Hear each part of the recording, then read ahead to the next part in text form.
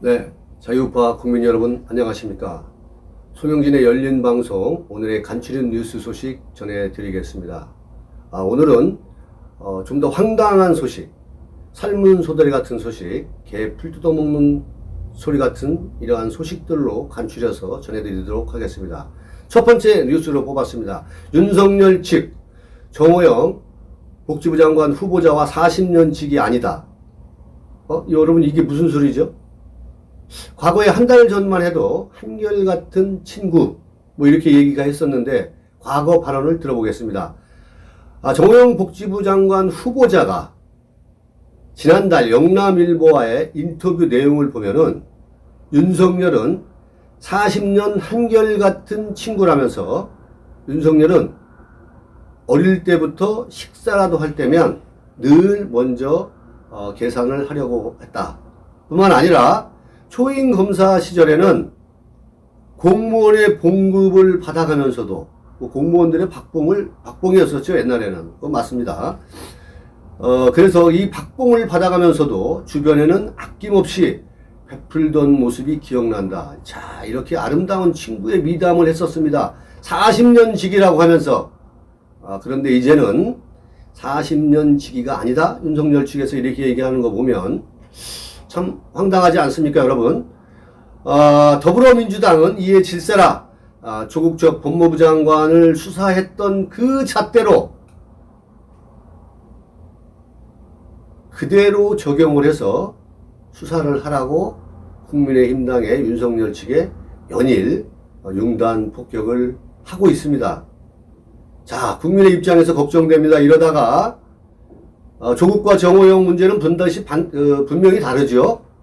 조국은 표창장을 위조했고 아들, 딸들을 위해서 스펙을 쌓기 위해서 아빠 찬스, 엄마 찬스를 이용해서 표창장을 위조했고 하지도 않은 인턴을 가짜로 위조해서 대학에 입학하고 편입한 그러한 상황들이었습니다. 완전히 다릅니다. 정호영 복지부 장관은 현재 진행 중임에도 불구하고 똑같은 잣대로 보고 있는 것이 문제인데 어쨌든 간에 국민들께서 이러한 부분이 뭐 조금 시간이 지나고 나면 잊어버리는 그 냄비 근성이 있기 때문에 이러다가 조국에게 면접을 주는 건 아닌지 해서 첫 번째 뉴스로 뽑았습니다. 두 번째 소식 전해드리겠습니다. 자, 여러분 코로나 확진자가 9만 명대에서 다시 11만 8천 명 이렇게 늘어났습니다. 한 2, 3만 명 거의 늘어나고 있는 추세인데요. 근데 문제는 거리두기 제한이 풀렸습니다. 여러분 여기서 우리가 면밀히 지켜봐야 될 게 말이죠. K방역의 이 정치 노름은 아직도 진행 중이라는 사실을 잊어서는 안 됩니다.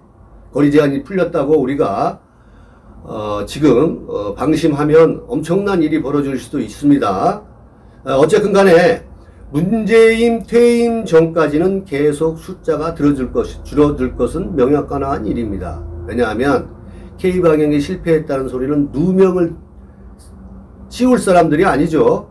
그렇게 지난 2년여 동안 해왔던 정치방역을 해왔던 사람이기 때문입니다.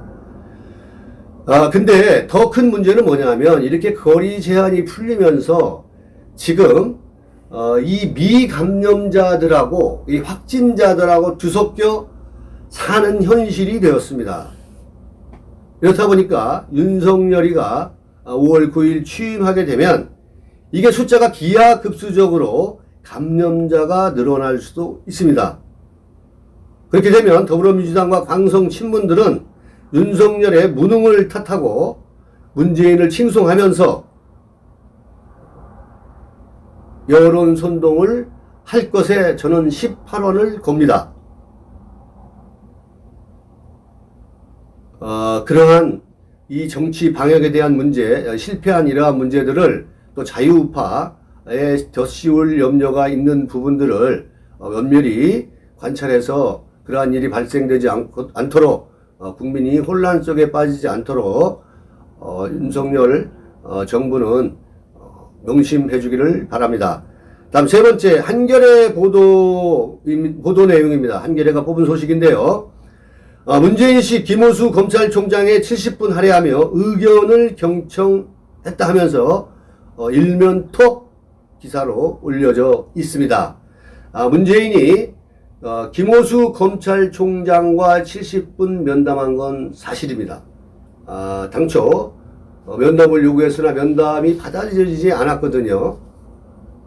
그런데 사표를 제출하니까, 검찰총장 김호수가 사표를 제출하니까 행정수반인 대통령이 면담을 받아들였습니다. 이 자리에서 문재인이 개혁은 검경 입장을 떠나 국민을 위한 것이다. 참 말은 잘해요. 입법도 그러하다는 말도 안 되는 소리를 했습니다. 그러면서 문재인은 김호수 검찰총장에 대한 신뢰를 표하고 총장은 현 상황에 책임이 없으니 임기를 지키고 역할을 다할 것을 당부했다고 합니다. 자, 그러면서 검찰 내에 그 의견들을 질서 있게 표명되도록 하고 국회의 권한을 존중해라. 참 애매모호한 얘기네요. 그죠? 검수완박을 들어주라는 얘기 같기도 하고. 자, 총장이 검사들을 대표해서 직접 의견을 제출하는 게 중요하다고 하면서 소용이 없다고 생각하지 말고 중심을 잡아달라. 뭐 이렇게 멋진 말들을 했네요. 그런데 그러면서 마지막으로 과거의 역사 속에서 검찰이 수사에 공정성이 있었다고 말할 수는 없다 했습니다. 자, 여러분, 검찰의 개혁은 검찰이 정치로부터, 권력자들로부터 중립을 지키는 것이 검찰 개혁입니다.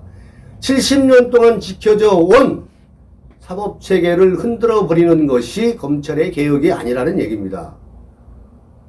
그 신뢰를 한번 들어볼까요?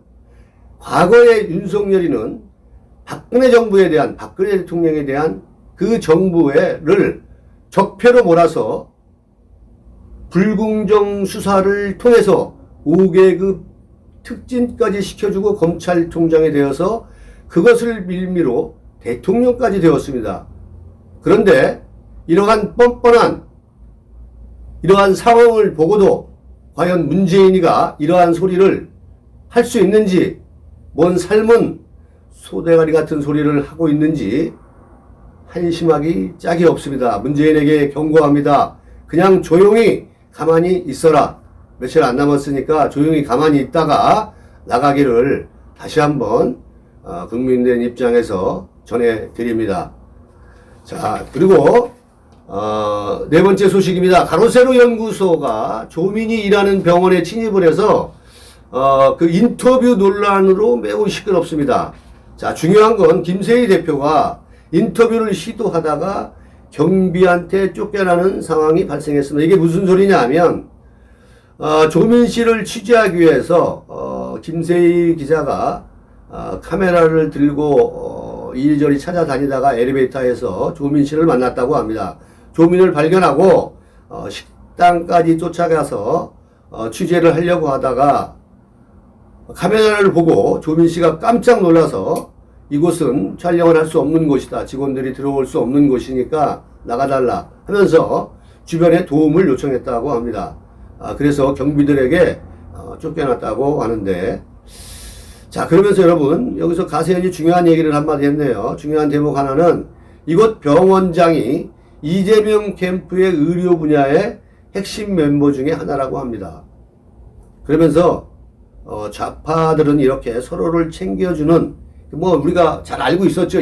익히 정말 카르텔처럼 형성이 되어 있어 가지고 서로를 정말로 밑도 끝도 없이 한도 없이 챙겨주는 그러한 모습들을 대표적으로 우리는 이재명을 통해서 봤고, 또 마찬가지 좌파들 현재 지방자치단체 조직을 자제하고 있는 모든 지금 더불어민주당의 세력들이 카르텔처럼 엮여돼서 자기들끼리 잘 먹고 잘 사는 그러한 지금 세상이 되었습니다. 국민들의 올바른 판단이 이번 지방선거에서는 있어야 됩니다.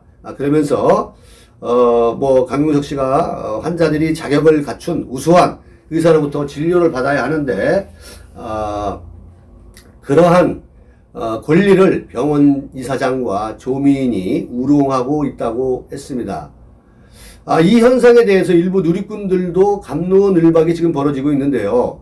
가세연의 돌출 행동으로 얼마 남지 않은 지방선거에 보수가 피해를 입는 건 생각을 안 하는지 참 답답하다고 불만을 토로하고 있습니다.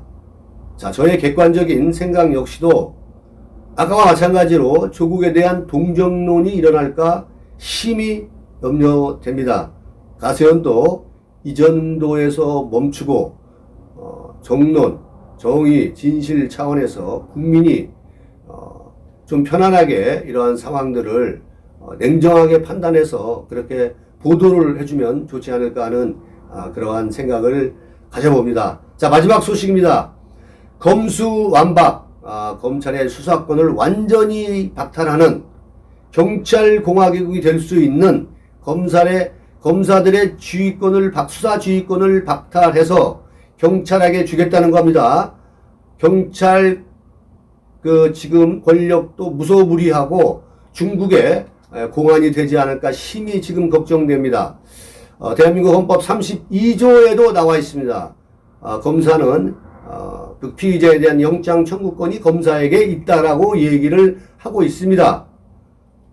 위원회에 해당하는 이러한 것들을 지금 더불어민주당이 무리하게 추진하고 있는 배경에는 대장동 게이트 같은 이러한 것을 막아내기 위해서 문재인 권력에